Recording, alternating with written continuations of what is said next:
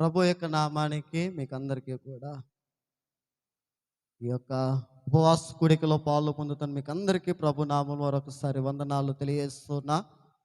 దేవుని యొక్క ఉచితమైన కృపను బట్టి గడిచిన దినాలంతా కూడా దేవుడు తన కౌగిలిలో మనలందరినీ సియోను సహవాసాన్ని సేవకులను కాచి కాపాడి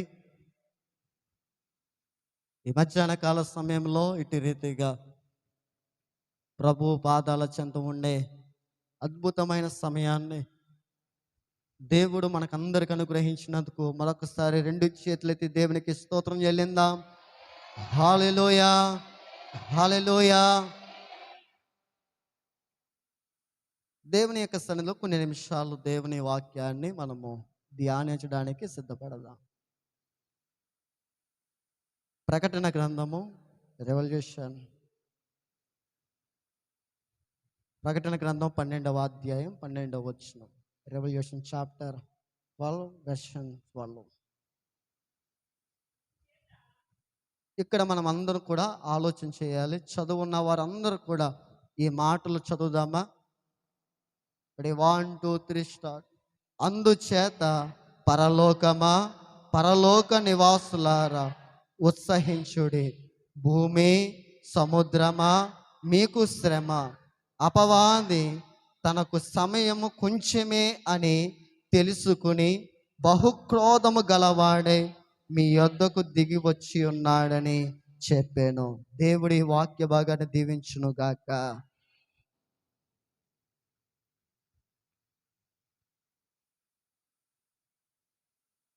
ఇక్కడ రాయబడుతున్న మాటలు, అందుచేత పరలోకమా, పరలోక నివాసులారా ఏం చేయాలంటే అండి? ఉత్సహించుడి. చెప్పండి మాట అందరూ కూడా, ఉత్సహించుడి. ఇశ్రాయేలు ప్రజలతో దేవుడు అన్నాడు, మీరు ఉత్సవంని ఏర్పాటు చేయండి అన్నాడు. ఉత్సవం అనగా పండుగ. చెప్పండి ఏంటండి? కొంతమందికి పండుగలు వస్తే ఎంత సరదాయో. ఈరోజు కూడా బహుశా ఏదో పండుగ ఉంది, అది మనకు అందరికి తెలిసిందే. ఏంటి పండగ? దేవునికి స్తోత్రం చెల్లిందమ్మా. పండుగ అంటే అందరికీ సంబరమే, అందరికీ సంతోషమే. ఇశ్రాయేలు ప్రజలతో దేవుడు కూడా ఉత్సవమును ఏర్పాటు చేయమని చెప్పాడు. ఆ మాట నిర్గమకాండము 5వ అధ్యాయము 1వ వచనంలో మీరు చూడగలరు. మోషే అహరోనులు ఇద్దరు కూడా ఫరో దగ్గరకు వచ్చి మాట్లాడుతున్న సందర్భం ఒకసారి జ్ఞాపకం చేస్తారా?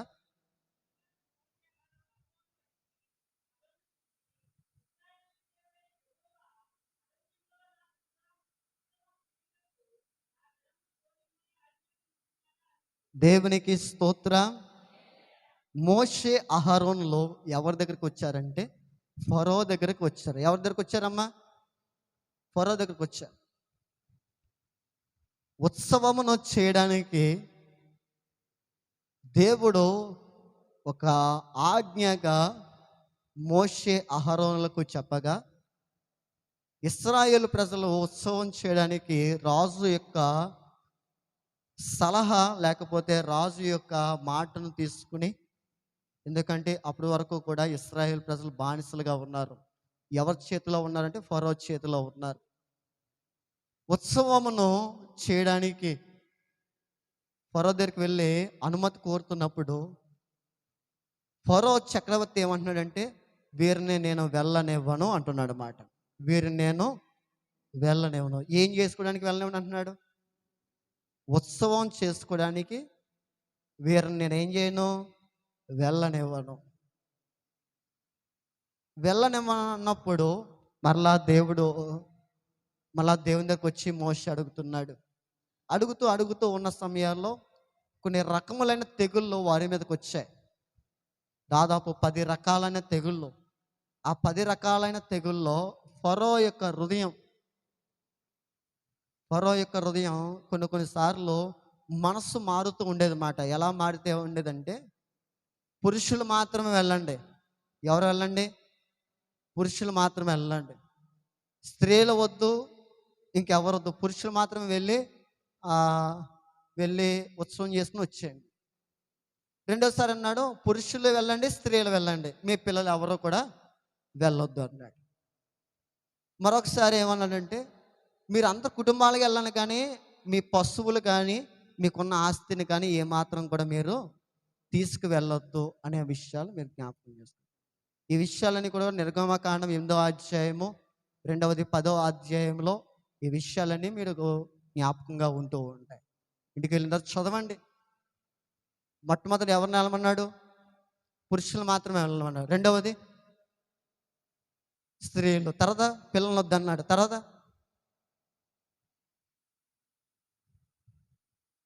ఉత్సవం చేయడానికి ఇశ్రాయేలు ప్రజలందరినీ కూడా దేవుడు రమ్మని ఆజ్ఞాపించాడు. దాన్ని చేయవలసిన పరిస్థితి ఉన్నది, కానీ కొన్ని పరిమితులు ఏర్పాటు చేస్తున్నాడు. ఎవరు వెళ్ళాలంట? పురుషులు మాత్రమే వెళ్ళాలంట. తర్వాత పురుషులతో పాటు స్త్రీలు మాత్రమే, స్త్రీలతో పాటు పిల్లలు. అంటే ఒక్కొక్క దానికి షరతులు పెడుతున్నాడు. మీరు ఆలోచన చేయండి. ఈ ఉత్సవము లేకపోతే ఈ పండుగలు అనేవి ఈ ఇశ్రాయేలు ప్రజలకు ఇక్కడ నుండే ప్రారంభించబడ్డాయి. బైబిల్ గ్రంథంలో మీరు జ్ఞాపకం చేసుకుని వెళ్తే ఆ పస్కా పండుగని కొన్ని విషయాలు జ్ఞాపకం చేసుకోవచ్చు. పులియని రొట్టె పండుగని మనం జ్ఞాపకం చేసుకోవచ్చు. ఇక్కడ నుండి పండుగలని ఏర్పాటు చేయబడ్డాయి. పూర్వదినాల్లో పండుగకున్న ఆంతర్యాన్ని మీరు ఆలోచన చేసుకుంటూ వెళ్తే ఆ పండుగలో ఆచరించవలసినవి ఎన్నో ఉన్నప్పటికీ ఒకటి, దేవుని యొక్క నామానికి ఏం కలగాలంటే మహిమ కలగాలి. చెప్పండి, ఏం కలగాలి? మహిమ కలగాలి. ఈరోజున పండుగను మనం ఆచరిస్తున్నప్పుడు మనము కొన్ని క్రమాలు ఏర్పాటు చేసుకుంటున్నాం. ఏంటంటే, ఒకటి ప్రార్థన ఉండాలని, రెండవది పాటలు ఉండాలని, మూడవది ఆరాధన ఉండాలని, వాక్యం ఉండాలని, ప్రవచనాలు ఉండాలని, వరములు ఉండాలని, ఎన్నెన్నో విషయాలు మనం నేర్చుకుంటూ ఉంటున్నాం. కానీ ఉత్సవములో ఉండవలసినవి ఏంటంటే ప్రాముఖ్యంగా దేవునికి మాత్రమే ఏం కలగాలంటే మహిమ కలగాలి. ఒకసారి దేవునికి స్తోత్రం చెల్లిందామా? ఎవరికి కలగాలండి మహిమ? ఉత్సవంలో ఎవరికి మహిమ కలగాలి? పండగల్లో ఎవరికి మహిమ కలగాలి? దేవునికి మహిమ. అందుకని అంటున్నాడు, పరలోకమా, పరలోక నివాసులారా. మనం ఎవరో తెలుసండి? పరలోక సంబంధులు. మనము ఎవరి సంబంధులము? పరలోక రాజ్యంలో నివసించడానికి దేవుడు మనలందరినీ కూడా ఏర్పాటు చేసుకున్నాడు. ఏర్పాటు చేయబడిన మనం ఏం చేయాలంటే ఈ రోజున ఉత్సహించాలనగా ప్రభు నామాన్ని ఏం చేయాలంటే మహిమ పరచాలి. ప్రియ సహోదరుడు సహోదరి, ఎంతవరకు దేవుని యొక్క సన్నిధిలో నీవు మహిమ పరచగలిగావు? ఉపవాసం ఉన్నానండి, ఉపవాసం ఉన్నా సరే నీవు మహిమ పరచాలి. ఒకవేళ ఆరోగ్యం లేదండి, ఆరోగ్యం లేకపోయినా దేవుని సన్నిధిలో నీవు మహిమ పరచాలి. ఒకవేళ బలహీనంగా ఉన్నానండి, బలహీనంగా ఉన్నా సరే నీవేం చేయాలి? నీరసంగా కూర్చోవాలా? ఏం చేయాలండి? చెప్పండి, గట్టిగా చెప్పాలి. దేవుని నామాన్ని మనము మహిమ పరచాలి. ఒకసారి దేవునికి స్తోత్రం చెల్లిందామా? హల్లెలూయా. పరలోకమా, పరలోక నివాసులారా, మీరేం చేయమన్నాడంటే అక్కడ ఉత్సహించు. ఎందుకు ఉత్సహించాలంటే భూమి సముద్రము మీకు శ్రమ. దేవునికి స్తోత్రం. ఏమండి, శ్రమలో ఉన్నప్పుడు ఏం చేయమంటున్నాడు? అక్కడ ఉత్సహించమంటున్నాడు. సాధారణంగా శ్రమ ఉన్నప్పుడు మనం ఏం చేస్తాం? శ్రమ కలిగితే ఏం చేస్తామండి? ప్రార్థన చేస్తామా లేదా మౌనంగా ఉంటావా? చెప్పండి అమ్మా, ఏం చేస్తావు? ఏంటి, అనారోగ్యంతో ఉన్నావు, ఏం చేస్తావు? బలహీనంగా ఉన్నావు, ఏం చేస్తావు? ఏం చేస్తావు? ప్రార్థన. భూమి సముద్రంను గురించి ఆలోచన చేసుకుంటూ వెళ్తే భూమి అనగా సంఘాన్ని గురించినది, సముద్రం అనగా సేవకులను గూర్చినది.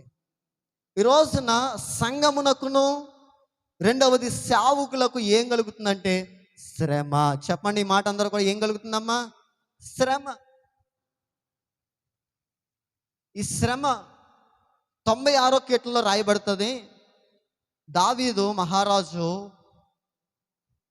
ఒక విషయాన్ని జ్ఞాపకం చేస్తున్నాడు. 96వ కీర్తన 11వ వచనంలో, యెహోవా వేచి చేయుచున్నాడు, ఆకాశము సంతోషించునుగాక, భూమి ఆనందించునుగాక, సముద్రము దాని సంపూర్ణతయు ఘోషించునుగాక. దేవునికి స్తోత్రం. దేవుడు అంటే ఏంటి? బయలుదేరుతున్నాడంట. ఆకాశం నుండి బయలుదేరుతున్నాడు. ఏం చేయాలంట?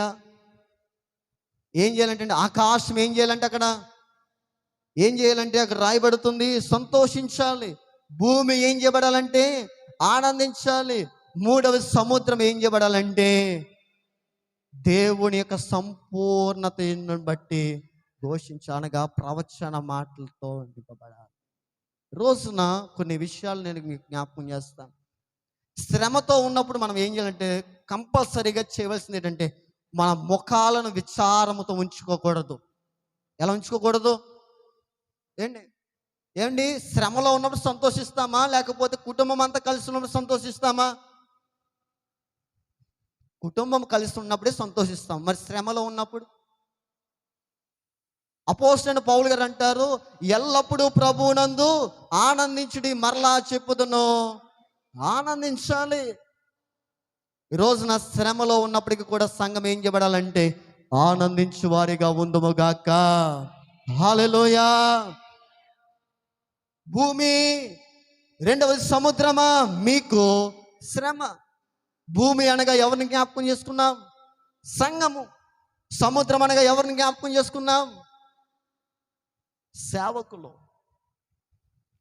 ఎందుకండి దీన్ని రివర్స్ చెప్పచ్చు కదా అని అంటారా?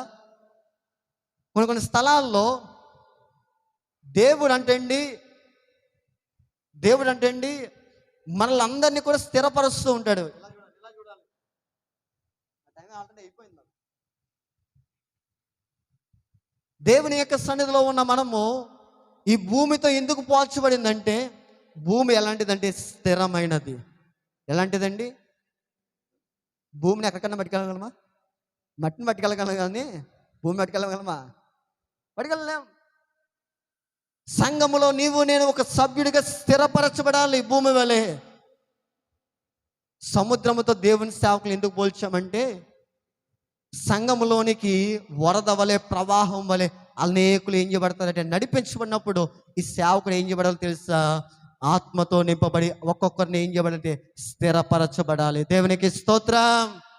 కానీ ఈ రెండు వ్యక్తిత్వాల మధ్య ఆలోచన చేసుకుంటూ వెళ్తే వీటికి శ్రమ. ఎందుకు శ్రమ?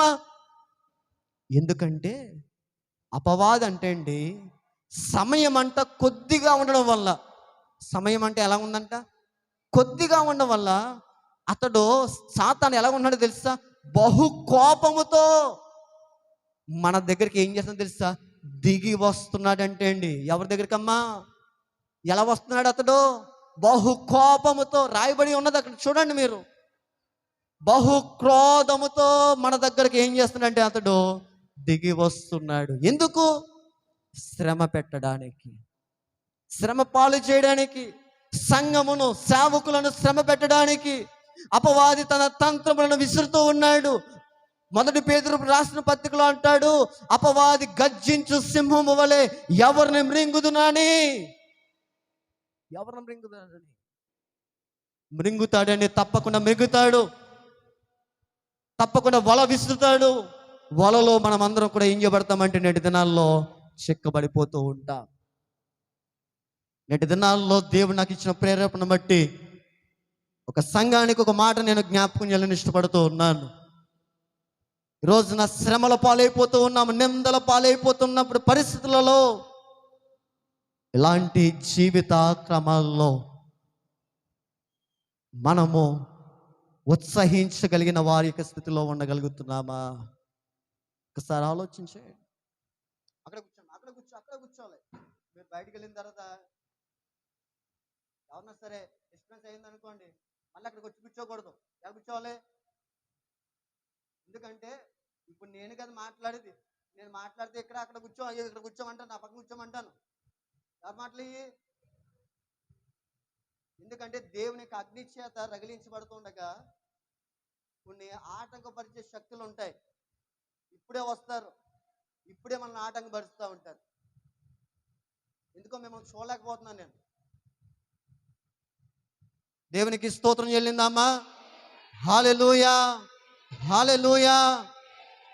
కొన్ని సార్లు ఈ శ్రమలు ఎలా కలుగుతాయంటే, దాదాపు 12 సంవత్సరాల నుండి గర్భఫలము లేకుండా, 12 సంవత్సరాల నుండి అనారోగ్యంతో బాధపడుతూ, ఎన్నెన్నో సంవత్సరాల నుండి కుటుంబ సమస్యలు, ఇవన్నీ కూడా కలిగజేసేది ఎవరో తెలుసా?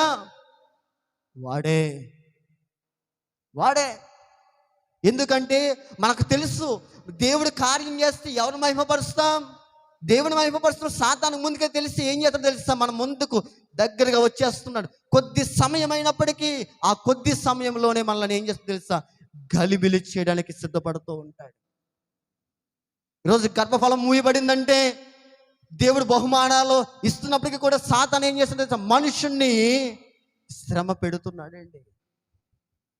కొంచెం సమయమే. వాడు ఎలా ఉన్నాడో తెలుసా? ఆ కొంచెం సమయంలో బహు క్రోధముతో మన దగ్గరికి ఏం చేస్తున్నాడంటే దిగి వచ్చేస్తున్నాడు. దిగి వచ్చేస్తున్నాడండి. ఏంటండి, మన మధ్య లేడా సాతాను అంటే? లేడు, లేడు. యోబును గూర్చి రాయబడుతూ సాతానును గూర్చి ఒక మాట రాయబడుతుంటది. సాతాను అంటే ఇటు అటు ఏం చేస్తానంట?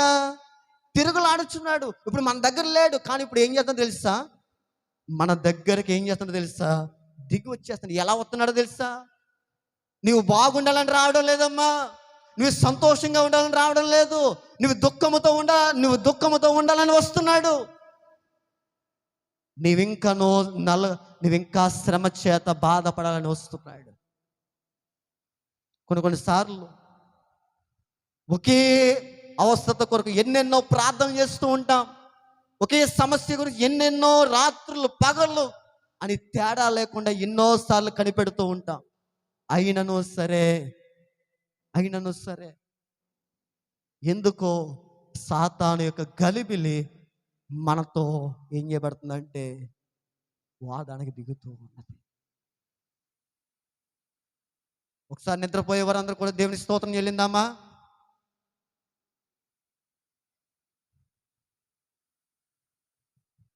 దేవునికి స్తోత్రం చెల్లిందాం. హల్లెలూయా. మన యొక్క జీవితాలలో ఈ భూమి లేకపోతే సముద్రము ఎందుకు శ్రమ పెట్టబడుచున్నాయంటే, మన చుట్టూ ఎవరున్నారంటే దురాత్మల యొక్క సమూహము ఉన్నది. చెప్పండి, ఏ సమూహం ఉన్నది? దురాత్మల సమూహం. అది సేవకునైనా బాధ పెట్టవచ్చు, సంఘమునైనా బాధ పెట్టవచ్చు. సేవకునైనా శ్రమ పెట్టవచ్చు, సంఘమునైనా శ్రమ పెట్టవచ్చు. ఎవరు ఈ పని చేసేది? ఎవరంటే సాతాను. ఆలోచన చేయండి. సమయం తక్కువంట. ఏంటంట? సమయం అంట. ఆలోచన చేస్తే ఇవి ఏ దినాలంటే కడవరి దినాల్లో. ఏ దినాలండి? ప్రభువు త్వరగా వచ్చే దినాలన్నమాట. ప్రభు ఏ జామున వస్తారో మనకి ఎవ్వరికి కూడా తెలియదు, కానీ మనమందరం కూడా ఏమై ఉండాలంటే సిద్ధపడి ఉండాలి. ప్రభుడు యొక్క రాకడ దినాలని ఎవరికి తెలిసిందంటే, మనకంటే ముందు ఎవరు తెలిసిందంటే సాతానుకు తెలిసింది. అందుకనే సమయం ఎంత ఉందనుకున్నాడో తక్కువ. విశ్వాసులను, యథార్థవంతులను, భక్తి పరులను, దేవుని ఎదుట పరిశుద్ధులుగా ఉన్నవారిని, నీతిమంతులను సహా వీడు ఏం చేయాలనుకున్నాడంటే శ్రమ పెట్టాలని ఎత్తుకు పై ఎత్తు వేస్తూ ఏం చేస్తుందో తెలుసా? మనలందరినీ కూడా ఆ చిక్కులలో పడేస్తున్నాడండి. ప్రియ సంగమా, ఆలోచన చేయండి. సమయము కొద్దిగా ఉన్నని చూసి కోపంతో వస్తున్నాడండి. ఏంటి? సమయము తక్కువ ఉండడం వల్ల ఎలా వస్తున్నాడు? కోపంగా వస్తున్నాడు. సమయం కొద్దిగానే అయినా సరే ఎలా వస్తున్నాడంటే కోపం. ఆ కోపం ఎలా ఉందో చెప్తాను. ఒక చిన్న మాట జ్ఞాపకం చేస్తాను. కోపం ఎలా ఉంటుందంటే, కొన్నిసార్లు ఈ కోపం వల్ల ఎంతో పట్టుదల ఉంటుంది. పట్టుదలతో సాధించేస్తామండి. ఉదాహరణకు మీ పిల్లలు ఉంటారు, కోపపడితే మీరు ఏం చేస్తారు? కోపడితే ఏం చేస్తారండి? వాడి యొక్క కోపాన్ని అణచడానికి ఏది కావాలన్నాడో దాన్ని ఏం చేస్తారు మీరు? ఇస్తారా, ఇవ్వరా? ఇప్పుడు సాతాను కూడా కొద్దిగా సమయం ఉండడం వల్ల ఎలా వస్తున్నాడు? కోపంతో వస్తున్నాడు. కోపం నుండి ఆకాశం నుండి కిందకి రావడం వల్ల మనం ఏం చేయబడుతున్నామంటే ఈ రోజున శ్రమ పెట్టబడుతూ ఉన్నా, శ్రమల పాలైపోతూ ఉన్నాం. ఆలోచన చేయండి. గత గత వారము నుండి ఈనాటికి కూడా ఎంతోమంది నూటికి నూటికి దాదాపు 95% మంది ఏం చేయబడ్డారు తెలుసా? నేటి దినాల్లో బలహీనలై ఉన్నారు. ఉదయాన్నే లేవగలుగుతున్నారండి, కీళ్ళలో పట్టు, చేతులలో పట్టు లేకపోవడం. ఐగుప్తు ప్రజలను గూర్చి బైబిల్ గ్రంథంలో ఒక మాట ఉంటుంది. ఐగుప్తు ప్రజలు అంటే అండి సోమరపోతులు అంట. ఏ పోతులు?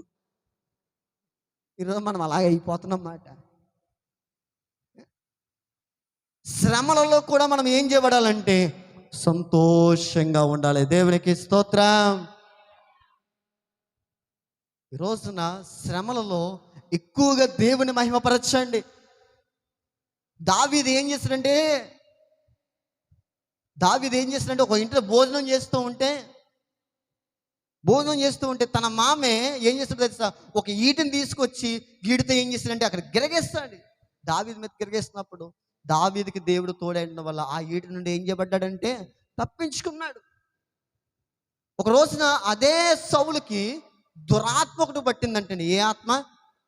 దురాత్మ పట్టడం వల్ల దేవుని స్తుతిస్తూ ఉంటే అక్కడ ఏం చేయబడ్డా తెలుసా? సౌలులో ఉన్న దురాత్మ ఏమైపోయింది? అక్కడ పారిపోయింది. దేవునికి స్తోత్రం.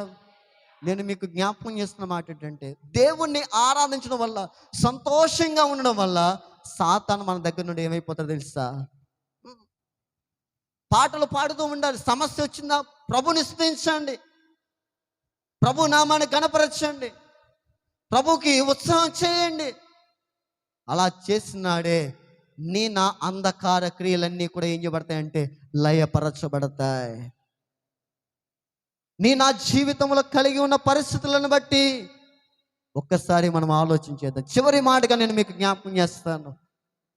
చివరి మాట, తక్కువగా సమయం ఉండడం వల్ల ఎవరు వస్తున్నారంటే అండి ఇక్కడ ఎవరు వస్తున్నారు? ఇక్కడ ప్రకటన గ్రంథం 12వ అధ్యాయము 12వ వచనంలో సమయము కొంచెమేనని తెలుసుకుని బహు కోపం గలవాడే ఎవరి దగ్గరకు వస్తున్నాడంట? మీ యొద్దకు. ఎవరి యొద్దకండి? ఎవరి వద్దకు? మనంత. ఎవరి దగ్గరకమ్మా? అది సేవకుడైనా లేకపోతే సేవకురాలైనా, సంఘమైన, సహోదరైనా సహోదరి అయినా సరే, వారందరి మీదకి ఏం చేస్తున్నాడంటే అక్కడ వస్తున్నాడు. ఒక రోజున యేసు ప్రభు వారు ఉపమాన రీతిగా మాట్లాడుతూ ఒక రోజున ఒక స్త్రీకి ఒక దయ్యం పట్టిందంటే, ఏంటి? ఒక అపవిత్రాత్మ పట్టింది. ఎవరు ప్రార్థన చేస్తారో తెలియదు, కానీ ఆ అపవిత్రాత్మ వదిలిపెట్టి వెళ్ళిపోయింది. ఆ దయ్యం తిరుగుతూ నేను వదిలిపెట్టిన ఆ ఇల్లు లేకపోతే ఆ విశ్వాసి ఎలా ఉందో పరామర్శించడానికి వెళ్ళిందంట. ఎవరో? మనం పరామర్శించడానికి వెళ్ళం, కానీ మన ఆపోజిట్ పొజిషన్లో ఉంటారు. తీస్తారా? ఎవరెల్లో? అంధకార సంబంధమైన దురాత్మలు వదిలిపెట్టిన స్థలం ఎక్కడ ఉందని చెప్పి మరలా ఏం చేస్తాయి? విజిట్ చేయడానికి వెళ్తూ ఉంటాయి. అలా వెళ్ళినప్పుడు చక్కగా రా బాబు నీకు కుర్చీ వేసాను అన్నట్లుగా ఉన్నాయి. అక్కడ ఏం చేస్తుందంటే దానికంటే మరి చెడ్డ 7 దయ్యాలు తీసుకొచ్చింది. ఈ దురాత్మలకి సమూహం ఏం చేయబడుతుందంటే ఎప్పుడు కూడా మనల్ని అంధకారంలో నెట్టివేస్తూ ఉంటుంది. స్తుతించడం ద్వారా, దేవుని నామాన్ని గణపరచడం ద్వారా అంధకార క్రియలన్నీ ఏం చేయబడాలంటే లయపరచబడాలి. మన దినాన్న ఆదివారము కిర్లంపూర్లో కాలేజ్ క్యాంపస్లో ఆరాధన జరుగుతూ ఉండగా దాదాపు అరగంట సేపు మేము ఆరాధన చేస్తాం. అరగంట సేపు చేసిన తర్వాత ఇద్దరు స్త్రీలు సాక్ష్యం చెప్పారు. ఎప్పటి నుంచో కీళ్ళ సమస్యతో బాధపడుతున్నారంటండి. అంటే కూర్చోడానికి ఎక్కువగా ఇబ్బంది పడుతున్నారంట. కూర్చున్నా సరే ఎందుకో మరలా లేచే పరిస్థితి మాట.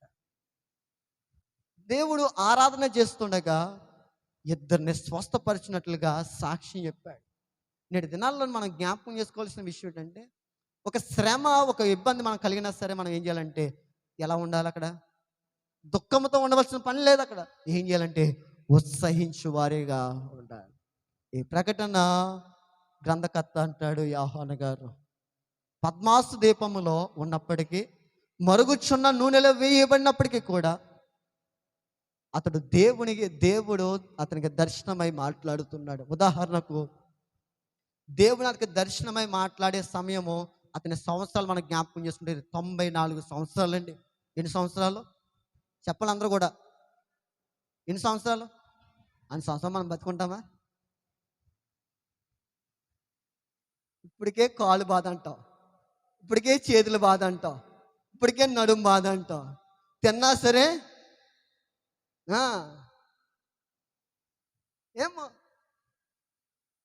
ఇలాంటి పరిస్థితి, ఇలాంటి స్థితిగతులలో 94 సంవత్సరాల్లో అతడు భూమి మీద మొట్టమొదట దేవునికి శిష్యుడిగా ఉండి, దేవునికి ఆత్మచేత నింపబడి ఎన్నో గొప్ప కార్యాలు చేసిన తర్వాత రోమ ప్రజలు, ఆనాటి రోమన్లో ఏం చేస్తారంటే ఇతన్ని మరుగుచున్న నూనెలో ఏం చేస్తారంటే వేయించారు. ఫిష్ ఫ్రై చేసినట్టు చేస్తారు మాట. ఒక మాటలే జ్ఞాపకం చేసుకోండి. చేపలు వేపుతారు కదా, చికెన్ వేపుతాను చేస్తారా, అలా ఫ్రై చేస్తారు. ఫ్రై చేసి ఇతడి యొక్క బ్రతకడం అనుకుని ఏం చేస్తారంటే మనుషులు ఎవరూ లేని ఆ పద్మాసు అనే ద్వీపంలో ఏం చేస్తారంటే ఇతన్ని వదిలిపెట్టిస్తారు. ఆలోచన చేయండి, సముద్రంలో మనం నీటిని తాగమలా? సముద్రం నీరు తాగలమా? ఎలా ఉంటాయి ఇవి? అలాంటి నీళ్లు లేని స్థలంలో ఏం చేస్తారంటే అతన్ని ఉంచేస్తారు. అయినను సరే దేవుని యొక్క దర్శనం అతనికి కలిగింది. ఉదాహరణకు ఆలోచన చేసుకుంటూ వెళ్తే, మనుషు రీతిగా సామాజికంగా ఆలోచన చేసుకుంటూ వెళ్తే కొన్ని పరిమితులు అనేవి ఉంటాయి. ఉద్యోగం చేయడానికి పలానా వయసు అనేది ఉంటుంది అండి. ఉద్యోగం చేయడానికి ఈ సంవత్సరం నుండి ఈ సంవత్సరం వరకునే ఒక సంవత్సర వ్యవధి ఉంటుంది అన్నమాట. ఆ సంవత్సరం వ్యవధి అయిపోయింది అనుకో, రిటైర్మెంట్ ఇచ్చేస్తూ ఉంటాడు. కానీ దేవుని యొక్క సేవకులకు కానీ దేవుని యొక్క సంఘానికి కానీ ఏముండదంటే రిటైర్మెంట్ ఉండదు. జీవితాంతకాలము కూడా ప్రభు యొక్క సేవలోనే ఉండాలి. అందుకని అంటలే కదా భక్తుడైన దావీదు, చిరకాలము నేను యెహోవా మందిరంలో నివాసము చేసు. చిరకాలము, ఎల్లకాలము నన్ను దర్శించే వరకు. కొన్ని సందర్భాల్లో ఆలోచన చేయండి, ఈ శ్రమలు మనం భూమి మీద బ్రతికి ఉన్నంత వరకు ఉంటూ ఉంటాయి. ఏమో ఒకవేళ ప్రభు రాకడా వస్తే, లేకపోతే మన పోకడ జరిగితే శ్రమలు అక్కడ వరకు ఆగిపోతాయేమో. కానీ ఒకవేళ భూమి మీద ఇంకా మనం బ్రతికి ఉన్నామంటే భూమి మీద ఉన్నంత వరకు ఏం పాలవుతుందో తెలుసా? శ్రమల పాలై. ఇందా మనం పాడుకున్న పాటలో నిందల పాలై నిత్య నిబంధన నీతో చేసిన దాని. ఈరోజు ఒక నిబంధన మనం కలిగి ఉందాం. పరలోక సంబంధులుగా ఉన్నాం. ఏం చేయబడాలంటే మనం అందరం కూడా ఏం చేయాలండి? మూల కూర్చోవాలా? ఏం చేయాలమ్మా? ఏం చేయాలి? ఉత్సహించాలి. ఏం చేయాలి? ఉత్సహించాలి. ఎక్కడ ఉత్సహించాలి? దేవునితో నీవు ఉత్సహించు. అందుకనే దేవునితో మనం సహవాసం అనేది ఏర్పాటు చేయబడాలి. దేవునితో సహవాసం ఏర్పాటు చేయబడుతూ ఉంటే మనకు విరోధముగా రూపింపబడిన ఏ ఆయుధము వర్ధిల్లదు. ఒక్కసారి గట్టిగా చెప్పగొడుతూ దేవునికి స్తోత్రం చెల్లిందామా? బలంగా చెప్పగొచ్చు ప్రభు నామాన్ని ఘనపరచుదాం. హల్లెలూయా, హల్లెలూయా. ఎందుకంటే దేవునితో నీవు సహవాసం చేయడం వల్ల ఎవరు మన దగ్గర రారంటే సాతాను మన దగ్గరికి ఎందుకంటే దేవుని యొక్క రక్షణ కంచె మనతో ఉన్నది ఉన్నది. భూమి, రెండవ సముద్రం ఏం చేస్తుంటే మీకు శ్రమ అని జ్ఞాపకం చేస్తూ భక్తుడు అంటున్నాడు, ఇదిగో సాతాను కొద్దిగా సమయం ఉన్నదని ఎక్కడి నుండి వస్తున్నాడో తెలుసా? అతడు మన మధ్యకు దిగి వస్తున్నాడు. మన మధ్యకే ఐక్యత లేకుండా చేయడానికి, ప్రేమ లేకుండా చేయడానికి.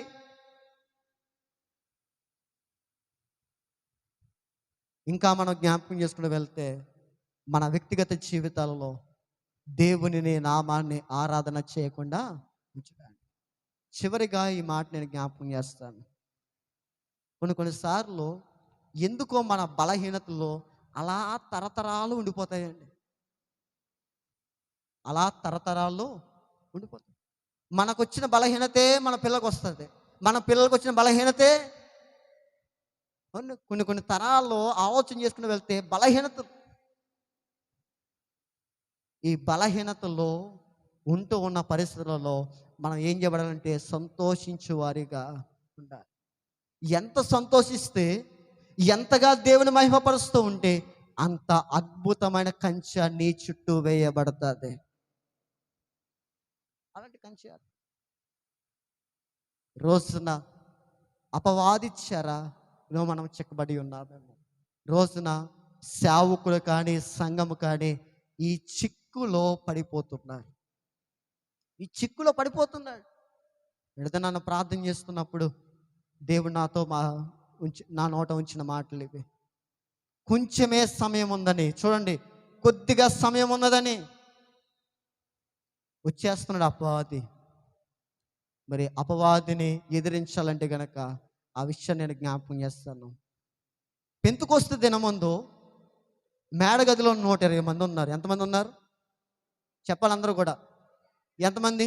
110 కాదు, 120 మంది. 120 మంది ఉన్నారు. దేవుని మాట కొరకు కనిపెడుతూ ఉండగా ఆకస్మికంగా వారి మీదకి ఒక బలమైన శక్తి దిగి వచ్చిందండి. ఈ రోజున అదే శక్తి మనందరి మీద ఉండును గాక. ఆ శక్తి ఎవరైతే ఉంటుందో, ఆ శక్తితో ఎవరైతే నింపబడుతూ ఉంటారో అపవాదిని ఏం చేయగలరంటే ఎదిరించగలరు.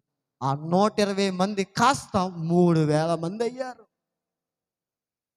ఈ రోజున మనం ఒక్కరమే, దేవుడు ఒక్కరిని ఎలా మారుస్తో తెలుసా? 1000 మందిగా మారుస్తాడు. ఈ రోజున అటువంటి శక్తి మనం పొందుకోవాలంటే గనక మనము ఈ చేయవలసింది ఏంటంటే శ్రమలలో ఏం చేయబడాలంటే సంతోషించాలి. శ్రమల్లో సంతోషించాలి. శ్రమల్లో ప్రభునామాన్ని మనము మహిమ పరచినప్పుడు అంధకార దురాత్మ సమూహములన్నీ కూడా ఏం చేయబడతాయంటే పటాపంచలైపోతూ ఉంటాయి. పటాపంచలైపోతూ ఉంటాయి. రోజున నా కుటుంబాల్లో ఏలుబడి చేస్తున్న ప్రతి సమస్య, ప్రతి శోధన, ప్రతి ఇబ్బంది తొలగించబడాలంటే గనక ప్రభువు ఇస్తున్న మహాశక్తితో మనమందరం నింపబడతాం.